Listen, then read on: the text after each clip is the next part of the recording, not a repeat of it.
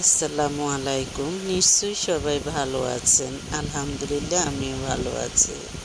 আমি আপনাদের সাথে শেয়ার করব সেই আলোচিত এএসপি পলাশ সাহেবের সম্পদগুলো ভাগ হয়ে গেল। হ্যাঁ, সম্পদগুলো এখন স্ত্রী এবং তার মায়েদের মধ্যে সমান দুই ভাগে ভাগ করা হলো। হ্যাঁ, দুনিয়াতে থাকতে তার একটু শান্তি ছিল না। সবাই তাকে ভালোবাসে, যে ভালোবাসা তার কাছে বিরক্তিকর ছিল, যে ভালোবাসার কারণে সে দুনিয়া ছেড়ে চলে যাওয়া লাগছে। হ্যাঁ, আজকে সে দুনিয়া থেকে যে চিতায় পুড়ে সবাইকে শান্তি করে সম্পদগুলো দিয়ে সে দুনিয়ার মায়া ত্যাগ করে চলে গেছে।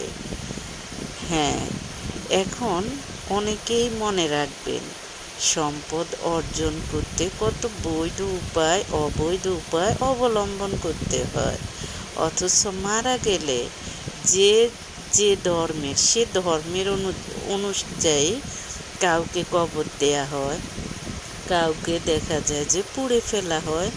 বিভিন্নভাবে যে ধর্মের যে নিয়ম সে অনুযায়ী তাকে ঠিকই দুনিয়া থেকে বিদায় করে দেয়া হয়। অথচ সম্পদের ভাগ নেয় যারা জীবিত থাকে তারা। যে চলে যায় সে সম্পদের আর কোনো কিছুই পায় না। তাই সম্পদ অর্জন করতে বুঝে শুনে করবেন। হ্যাঁ, যাদেরকে আপনি ভালোবাসবেন তারা দেখা যায় যে আপনাকে মন থেকে ভালোবাসতেও পারে, নাও বাসতে পারে। আবার দেখা যায় যে সম্পদের লোভে আপনাকে দেখা যায় যে ভালোবাসার অভিনয় করবে। আবার অরিজিনাল ভালোবাসাও আছে। অরিজিনাল ভালোবাসা হলো, যদি ভালো একজন মানুষকে ভালো থাকার ব্যবস্থা করে দেয়, ভালো রাখার ব্যবস্থা করে দেয়, সেটাকে বলা হয় অরিজিনাল ভালোবাসা। শুধু মুখে সবাই আপনার জন্য মায়া কান্না করবে, অমুক একরকম মায়া কান্না করবে, তমুক একরকম মায়া কান্না করবে, এটাকে ভালোবাসা বলে না। হ্যাঁ, কেন বললাম?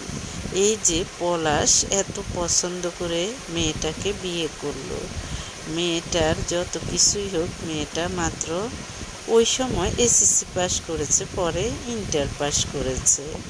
মেয়েটাকে নিয়ে ওদের ফ্যামিলির মানুষের এরকম করা উচিত হয় নাই।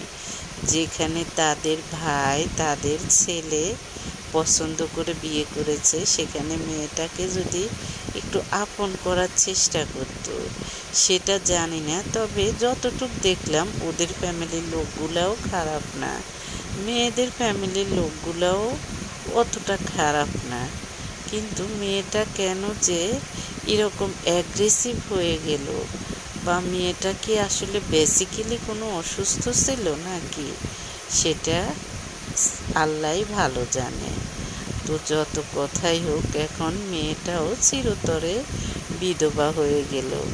মেয়েটাকে দেখা যায় যে কেউ যদি অন্য জায়গায় বিয়ে করিয়েও নেয়, সারা জীবন অপয়া বলবে।